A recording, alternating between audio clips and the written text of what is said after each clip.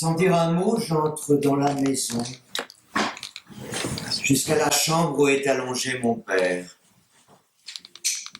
À la surprise générale, il peut se lever de son lit, comme pour me souhaiter la bienvenue, avec un large sourire.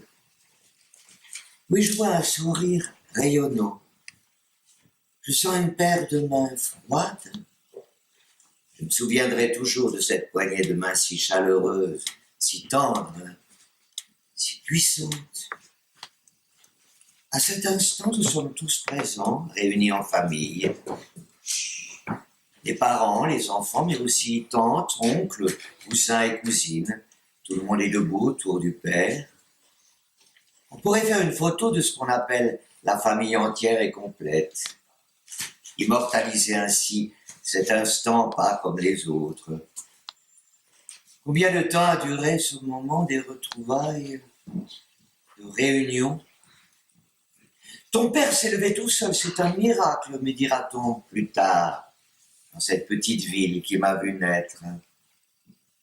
Il y a une infirmière qui vient à la maison pour faire la piqûre, veiller à ce que le tuyau de perfusion dont j'ignore l'utilité fonctionne bien. Les deux fenêtres restent ouvertes malgré le froid. À la maison, il règne un silence pesant, entrecoupé par les toux de mon père. Il y a toute une foule en ce jour du réveillon du calendrier lunaire. Pas le banquet, pas le pétard, pas le parti interminable de mahjong. Est-ce possible de se priver de tout ça un jour de réveillon? Non, mon père nous a fait part de son souhait que la fête continue. Fête comme tous les ans, seulement pas trop de mise d'argent au mahjong, a-t-il précisé. La nuit est calme, ponctuée par les quintes de tout de mon père, les crachats mêlés de sang. Je suis assis sur un vieux tabouret de bambou, seul héritage de l'époque de ma grand-mère morte au début des années 70, à la suite d'un ulcère de l'estomac, hémorragie, étouffement, dans une rue déserte, avec sa dernière petite fille dans les bras. Ce jour-là, je m'en souviens, tous les habitants étaient convoqués à une réunion politique où le pays annonçait à tous ses concitoyens la fuite vers la Mongolie extérieure d'un certain maréchal Lin Biao, dauphin désigné de notre bien-aimé président Mao. Le tabouret de bambou sur lequel s'asseyait ma grand-mère, lui, a survécu. Moi, j'en ai fait fabriquer une paire à l'identique, que je garde jalousement dans mon domicile parisien. En cette nuit du réveillon, le père fait savoir qu'il est nécessaire d'avoir du mouvement et de la lumière à la maison, en permanence. C'est ça la vie, à ses yeux. Un mouvement d'air, une étincelle lointaine. La présence humaine devrait lui apporter du réconfort au moment où il devra sans doute affronter quelque chose de terrible.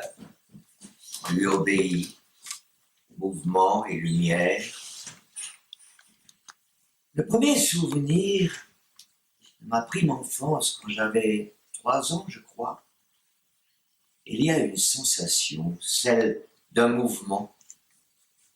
À ce moment-là, on habitait au bord d'une rivière appelée Source Parfumée, au confluent du fleuve Yangtze. Il ne me reste plus aucun souvenir de ce lieu, si ce n'est cette sensation que je garde toujours en moi quand, emporté par le père, on allait tous les deux au marché matinal de la bourgade. C'était juste une impression, une vibration, si l'on veut, sans mémoire visuelle, comme aveugle. Nous partions de très bonne heure, je crois. Nous étions probablement en automne, car je me rappelle, nous avons respiré l'air frais qui annonce la fin de la saison d'été. Mon père marchait vite, très vite, car porté dans ses bras, je sentais tout en mouvement, comme si l'univers entier était en vie. C'est au bord de cette même rivière que j'ai vécu avec mon père, un moment difficile, une scène d'adieu dramatique, à faire rire tout le monde. J'avais alors 5 ans, il me semble. À cet âge-là, j'avais l'habitude d'observer le mouvement des bateaux de toutes sortes, à vapeur, à voile, à rame, radeaux de bambou tirés par les haleurs. J'avais une préférence pour les bateaux à vapeur, pas seulement du fait que ces derniers étaient plus rapides, plus grands, mais surtout parce qu'il venait, selon moi, d'un endroit inconnu. J'ignorais où ils allaient, certainement très loin, vers une destination mystérieuse. Quand j'en voyais un, je discutais alors avec mes amis de ses couleurs, de sa forme, de sa vitesse, mais jamais je ne disais mot sur sa destination. Seul de mes yeux, je suivais le navire qui peu à peu s'éloignait à l'horizon. Le fleuve s'étendait à perte de vue. Les gens disaient qu'il allait jusqu'au ciel. Et moi, j'étais convaincu de cette vérité. Un jour, j'ai eu écho du départ imminent de mon père. Il allait prendre le bateau. J'en déduisais donc qu'il allait partir très loin. Finalement, j'avais raison, car il me disait, non sans fierté apparente, qu'il allait participer à la construction d'une ligne de chemin de fer dans la province de Sichuan, sur ce qu'on appelait le 3e front de la défense nationale. D'après la théorie officielle, nous habitions alors dans la zone du 2e front, et les côtes constituaient le 1er front face aux ennemis extérieurs d'outre-mer. À vrai dire, j'ignorais où il allait exactement. J'ignorais surtout qu'il allait faire des travaux forcés comme des milliers de petits fonctionnaires de la province, qualifiés de conservateurs sur le plan politique. Je savais qu'il allait prendre le bateau, remonter le fleuve Yangtze vers l'ouest. Oui, j'avais déjà quelques notions de géographie. Le jour du départ, au crépuscule, je crois que tout un drame. Cette scène horrible me revient comme si c'était hier, effondré, en larmes. Je crachais sur tous ceux qui venaient m'empêcher de monter sur le bateau. Je leur crachais aussi des insultes. Je jetais des pierres, d'abord sur ces méchants adultes, ensuite sur le vilain navire. Je jurais de ne plus jamais rentrer à la maison. Combien de temps ça a duré, ce rêve brisé? Allongé par terre, je maudissais le ciel, constellé d'étoiles. Vers minuit, je quitte la chambre de mon père malade et je sors pour regarder le ciel. Les étoiles pâles sont les messagères d'une nuit sans lendemain. Je retourne au salon, le regard fixé sur le mur, au-dessus duquel sont accrochés un poème calligraphié et 4 plantes sculptées.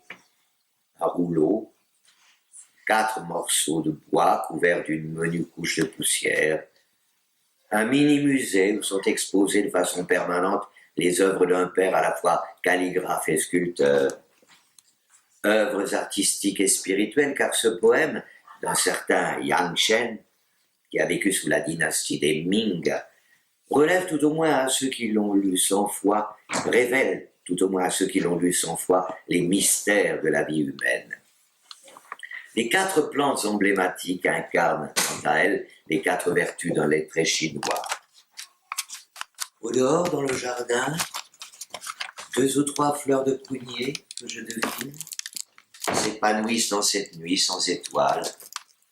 Sous le froid, dans la pénombre, elles aspirent au printemps. Oui, c'est demain, la fête du printemps. À l'aube, vos pétales seront-ils tombés par terre? Ai-je murmuré presque machinalement. Je respire, je hume même le parfum de ces fleurs qui triomphent partout. Les fleurs de prunier, me disait autrefois mon père quand il sculptait, ne se plaignent pas.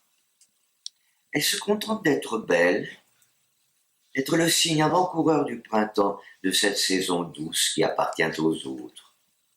Et lorsqu'arrive la pleine saison de floraison, les fleurs de prunier, fanées, sans pétales, continueront à répandre leur parfum parmi les autres. Allongé sur le canapé dans le salon, je sens la fatigue m'envahir tout le corps. Sans sommeil, sans rêve, sans espoir, je le sais. J'attends, le temps avance à peine, le père, lui, tousse, crache du sang. Toute la famille se relaie pour assurer une permanence auprès du malade. C'est un vieux canapé, le même que j'ai connu pendant mon adolescence. Il avait exactement ma taille. Ni lui ni moi n'avons grandi depuis. Sur le mur, juste en face de moi, le rouleau de la calligraphie. Lui a bien vieilli, environ légèrement au jaune. Mais cette calligraphie poussiéreuse n'est pour moi ni papier, ni encre, ni rouleau, ni objet quelconque. Elle vit. Elle me parle, elle me regarde. Puis elle me suit, me poursuit là où j'ai l'intention de la fuir. Ainsi elle ne m'a pas quitté pendant de nombreuses années. Sans être érudit, loin de là, je connais ce poème de Yang Chen par cœur. Mon père a essayé de m'apprendre quand j'étais enfant à lire les poèmes classiques, à faire de la calligraphie. Mais moi, impatient, inapte à la délicatesse du pinceau et à la subtilité des belles lettres, je croyais, au grand désespoir de mon père, que ma destinée serait autre chose que cela. Un pilote d'avion de chasse, un général ou un colonel, un médecin aux pieds nus ou encore un cuisinier. Je gardais le silence sur cette dernière vocation. Comme tous les autres Chinois de ma génération, j'ai grandi non pas en compagnie de la calligraphie ou de la poésie, mais de l'imagerie révolutionnaire. De petits livres illustrés pour enfants. Notre école, c'était surtout la rue, les champs, la jungle aussi d'une certaine manière. Souvent livrés à nous-mêmes, nous vivions tantôt seuls, loin des parents, tantôt en bande organisée avec nos semblables. Et cette liberté, il faut bien le reconnaître, nous rendait heureux malgré la pauvreté. Manque de nourriture, de vêtements, de jouets, de cadeaux. Mais nous savions donner libre cours à nos fantaisies, à nos caprices, à nos rêves aussi. À cette époque-là, quand j'avais l'âge de faire des bêtises, mon père se faisait bien du souci pour moi, mais je m'en moquais royalement. Oui, exactement. Il n'y a pas d'autre mot pour décrire mon attitude à son égard. J'affichais aussi, face à lui, une indifférence totale lorsqu'il me racontait, non sans fierté, des histoires sur sa propre vie d'écolier. Il me disait je ne sais combien de fois qu'il était le seul enfant d'une famille nombreuse et pauvre à avoir été envoyé à l'école. Une école privée. Non pas dans le chef-lieu du district, mais de la capitale provinciale, à plus de 150 kilomètres de son village. Quel âge avait-il à cette époque-là? Pourquoi mon père était-il flou dans la chronologie de sa vie? Ou bien était-ce moi qui ne retenait rien de précis, rien d'essentiel? Écolier qu'il était, mon père rentrait chez ses parents une fois tous les mois. Pour s'approvisionner en nourriture, il prenait le bateau de Hankou à Bâle, puis il poursuivait le reste de son chemin à pied. Je ne marchais pas, m'expliquait-il, je courais, j'avais presque 30 kilomètres à faire et je devais rentrer à la maison avant la tombée de la nuit. De retour au village, épuisé par le voyage, il reprenait le chemin de la montagne, une phalange sur l'épaule, avec une paire de paniers vides. Il allait ramasser les pommes de pin, il les vendait au marché du village le lendemain matin. Comment était-il habillé ce jour-là? Torse nu, je suppose, car mon père me disait qu'il n'avait qu'une seule chemise à l'école et qu'il la lavait à la maison. C'était une chemise de tissu européen, faite à la machine. Unique au village en ce temps-là, précisait-il avec fierté. Je revois l'image de ce garçon qui, habillé de sa chemise bien propre, reprenait le chemin de son école. Il courait vite, saisissant un morceau de bambou rempli de légumes salés et un sac de riz. Toujours allongé sur mon canapé, j'ai faim, mais pas d'appétit. C'est dans cette école privée du chef-lieu de la province qu'un paysan pauvre, mon père, a fait ses études en calligraphie auprès d'un maître, un dénommé Li, qui me racontait-il avait l'habitude de se promener dans la salle de classe, une règle de bambou à la main, et qui parfois lui infligeait des coups de règle. Aurais-je pu devenir moi aussi un calligraphe si mon père m'avait formé quand j'étais petit avec autant de sévérité que ce maître Li? En dehors de la maison, au loin, des pétards, des feux d'artifice se font entendre. Résonnant dans le ciel, il est minuit sonné. Les habitants de cette petite ville sortent de chez eux en ouvrant les deux battants de la porte d'entrée pour accueillir le dieu du bonheur et de la fortune, pour embrasser l'aube du nouvel an lunaire. Un rituel séculaire pour montrer que l'espoir d'une vie meilleure ne se perd jamais. En ce moment même, notre famille est confrontée à une situation inédite. Nous sommes en train de vivre. Ouvrir ou ne pas ouvrir la porte. Tous les regards se tournent alors vers moi, le fils aîné, longtemps absent de la maison de ce pays. Comment puis-je prendre une décision aussi importante? J'essaie alors de me mettre à la place du père, qui j'imagine devrait entendre lui aussi les échos des pétards. Qu'aurait-il fait? La seule réponse s'impose: ne pas sortir de la maison en cette aube du nouvel an. Là serait un sacrilège. Dehors, les fleurs de prunier invisibles répandent leurs saveurs exquises. De temps en temps, les feux d'artifice illuminent le ciel. Quand le père est parti pour le Sichuan, sur le 3e front, je m'en souviens, nous avions fêté le nouvel an sans lui cette année-là. À l'époque, il n'y avait pas de feu d'artifice. On disait que c'était extrêmement rare, cette chose-là, et que seul le gouvernement central à Pékin s'en servait une fois tous les 10 ans pour célébrer l'anniversaire de la République populaire. Au réveillon, je suis sorti après minuit, muni d'une petite lampe de poche que mon père aurait pu prendre avec lui. Et à son insu, je l'avais cachée quelque part dans la maison avant son départ. Ainsi, avec cette lumière, je sillonnais l'unique rue du bourg à la recherche des pétards qui n'avaient pas explosé. Cette nuit-là, je ne voulus pas rentrer à la maison. Dans la pénombre, je fus saisi par la peur, peur de ce que la mère appelait le démon nocturne. Je repensais à mon père, tout seul dans les ténèbres. Je revoyais le bateau qui l'emportait au loin. C'est la première fois, je crois, que j'ai éprouvé un si fort sentiment de solitude. Et en même temps, je faisais mine d'afficher une attitude d'indifférence à l'égard de ce qui me tenait à cœur.